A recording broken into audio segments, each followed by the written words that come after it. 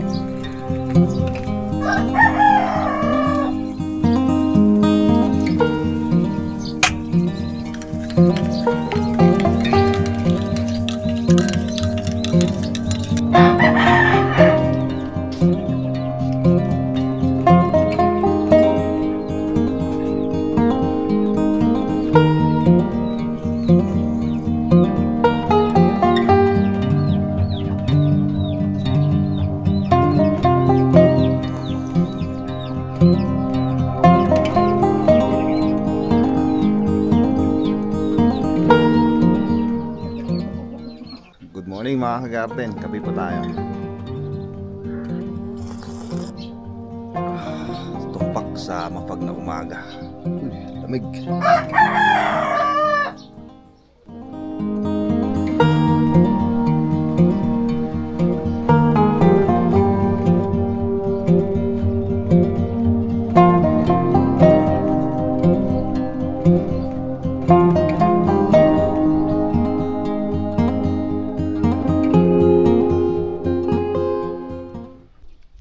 At least dito medyo maaraw na. Kaso may konting fog pa rin, no? Grabe ulan kahapon. Napakalakas na naman. Pero okay pa rin yun. At nalibre ulit tayo ng patubig. Mas lalo nasa pananim po natin patatas dun. Gustong gusto ng patatas natin yan. Oh, grabe talaga fog, oh. Uy, nasa langit na ba ako? Ayos ba yung view? Wala masyadong makita. Fog lang. Ang lamig. Giniginaw ako dito sa may daanan. Tagong tago. Late na naaarawan. Mga bandang alas 10, ganun. Tsaka maaarawan dito. Minsan pa nga alas 12, alauna. Tsaka iinit dito banda. Kamatis mo di, Uncle? Kamatis tawamin dyan. Ayos, oh. Ayun, mumula na po yung mas. Ay, mula anas na ibanda. Ay, dalog. Transfer. Sige, ah. Sobra. Yan. Ang lalaki na nung coriander nila dito sa may daanan. Kumusta na kaya yung sa atin dun? Kasabay lang po natin nagtanim to, eh. Yan, baka ganito na rin siguro. Mabilis lumaki pag ganitong maulan. Kaso ang problema, mababa yung presyo. Mafag na rin dito. Naabutan tayo. Kaya binibilisan ko kanina para sana maabutan natin yung init dito. Kaso ito, mafag. Yan, pero at least yan na yung araw.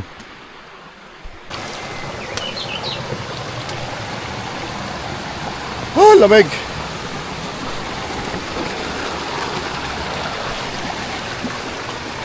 Oh.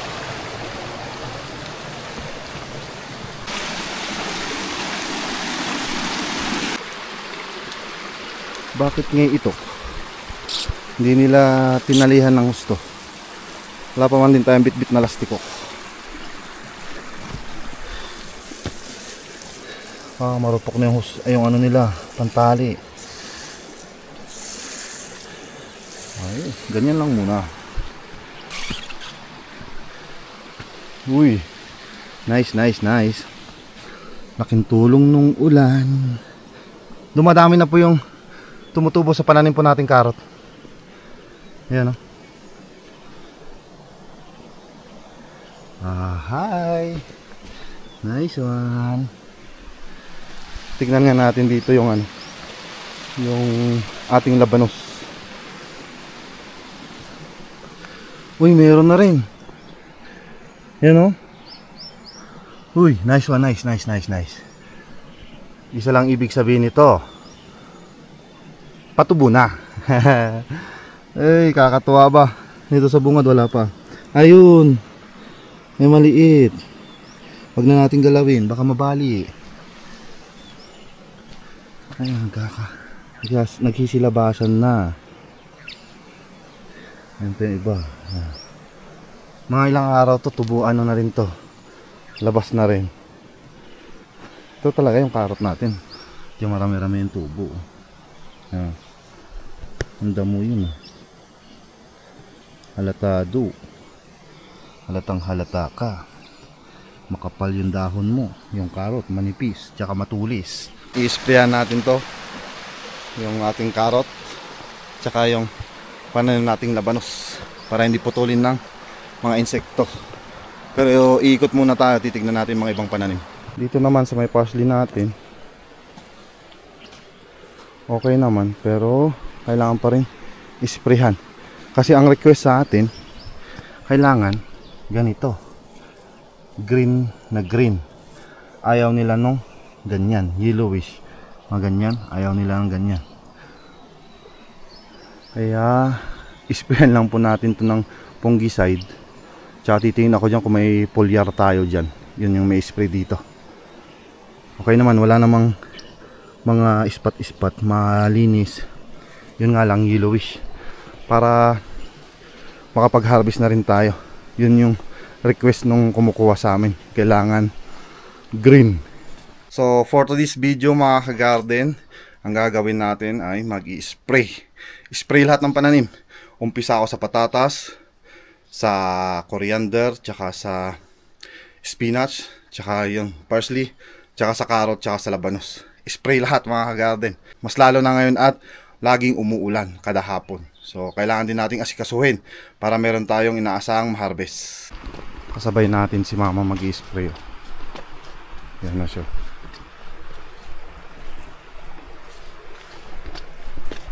Pasyalan muna natin yung patatas para alam natin yung i-spray. Yun, nice. Mayabong. Ang dami pang lumalabas na ano nyo, yung saringit. Ano ang tawag doon? Mga basta yun, saringit. Ibang tubo niya. Oh nice, ganda, nag-recover. Pero hindi pa rin maiiwasan yung katulad ng mga ito, bulok na binhi. Ito. Yan. May bunga na rin. Uy, may marble. Hindi ko na madukot yung binhi niya. Wala na, pumutok na. Oh, natapon natin yan. Yan lang yung only remedyo. Ang ganyan, talagang wala pa sa kabuuan tong patatas natin. Ayan, yung binhi niya, bulok. Nung last April kasi talagang solid. Grabe, walang katubig-tubig na magamit na patubig. Kaya ngayon, laking pasalamat ko at ganito, nag-uulan, nalilibre akong patubig. Di bali na po yung maparami ako ng spray. Bali yun naman po yung trabaho pag ganitong laging maulan kada hapon. Spray po tayo ng spray. Bali na yung gastos. Importante yung pananim po natin is gumanda para meron po tayong maani. Ito po, sayang. 3 linya. Wow.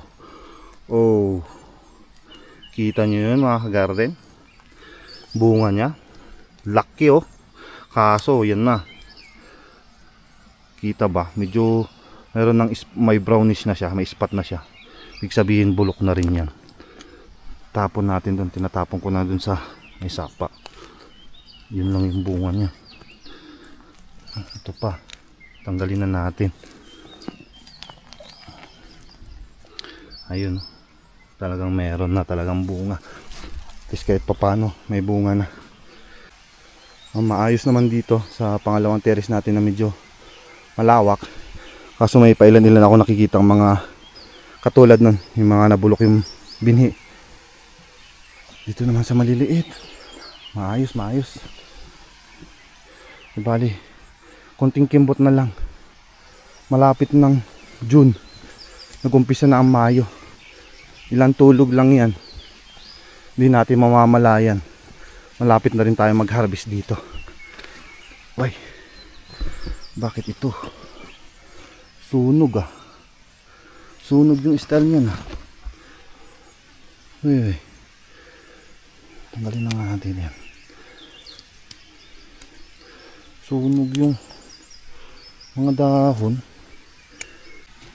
Ay, may isa pa din dito. Hindi lang dun sa bungad oh. Pero yung kasama niya na dalawa na dito, maganda naman. May naikontra kaya o yung init kahapon tas biglang umulan kaya nagkaganito. Hindi ko rin alam kung anong nangyari doon. First time ah. Baka siguro sa init siguro yun tas biglang umulan. Yung singaw, yun nagsunog doon. Ay, nag-umpis na rin mamulaklak yung isang variety. May nidagdag ditong ano ah, LBR. At least isa lang naman. Diyan sa baba wala akong nakitang ganong klase. May isa doon na namulaklak, kaso kulay violet. Yung sa taas, puti. Ito, violet. Violet. Mag-umpisa na po tayo mag-spray. Bali, spray natin is fungicide. Mixan natin ng foliar para ano na, lumaki-laki na yung bunga. Para may naasahan tayong malalaking bunga pag nag-ani tayo. Dito tayo sa baba magtitimpla sa may sapa. Pasensya na kayo mga kagarden kung laging spray na lang ha, ginagawa ko. Yun po kasi yung obligasyon ko bilang magsasaka. Siyempre, para mapaganda rin po yung aking ani, tsaka may aasahan din ako sa mga susunod na buwan na aanihin. Kailangan maganda yung pananim natin, kaya kailangan din natin gampanan ng ating responsibilidad bilang magsasaka. Kailangan nating mag-spray. Di bali na sabi ko, gastos yan, eh wala na tayong magagawa. Ganun talaga. Tulad nga nung sabi ko nung mga nakaraang vlog ko na ang pagsasaka ay legal na sugal. Kaya ang mga magsasaka ay nabubuhay din yan sa utang. Yun ang tandaan nyo mga kagarden. Utang kami para lang ma-maintain namin yung kagandaan ng aming pananim at maganda yung mabibenta namin at makabayad kami at meron kaming maipong kahit sa kukunti lang. Katulad nito, yung mga spray natin ngayon, puro sinimot ko lang. Oh, buti na lang may naiwan doon na powder. Yan. Tapos ito pa isa. Oh. Parehas din lang naman yan eh, na powder na fungicide. Tapos ito, yun. Lalas na rin. Baka last na ano na rin to. Baka may titimpla lang natin dyan sa may patatas or hanggang doon sa may pananim natin, ubos na rin ito. Bibili na naman. Tapos ito. Ito medyo kay mama din to. Nanghingi ako, nagpaalam naman po ako mga kagarden, buti nga andyan siya. Yun, may magagamit tayong foliar. Yan. Tsaka ito, binitbit ko na ito para pang spray natin dyan sa pananim natin na coriander tsaka spinach. Yan, insecticide. Pero mamaya na ako magtitimpla nito. Bali, ito lang yung titimplahin ko. Iuubos ko muna to. Pag naubos na to, tsaka ito naman yung papalit natin. Ganun yung technique nun mga kagarden. Kaya yun, umpisa na po tayo magtimpla.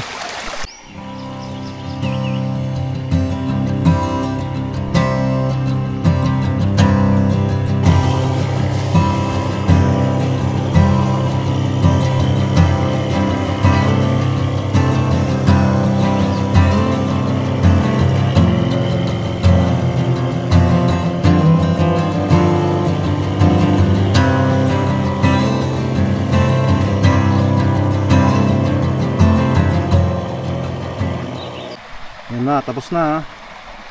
Yung dito talaga, yung tinanim natin dito malilit na pinilit natin dati, maraming namamatay, maraming nabubulok. Magtitimpla naman tayo para dun sa ating coriander tsaka spinach. Ayan, nakalagay na ako ng tubig dyan. Ito na, yung titimplahin natin kasi ubos na yung ating isang powder. Tsaka ito, last na rin. Ayan, titimpla tayo ng insecticide, bida. Dagdag natin sa fungicide.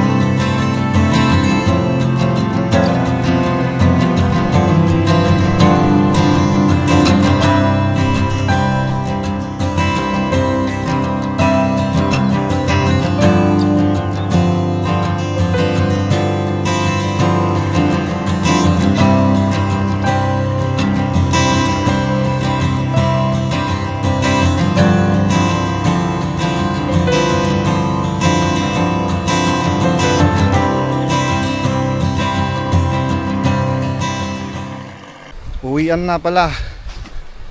Yun muna yung vlog natin sa araw na to. Bali ito, iuwi ko yung aking knapsack sprayer kasi lobat na, para may magamit ulit tayo sa susunod na schedule. So yun, bali dito na ulit nagtatapos yung ating vlog. Thank you po na marami sa pagsama ulit sa akin sa araw na to. Mag-ingat po kayo palagi and God bless. Bye bye.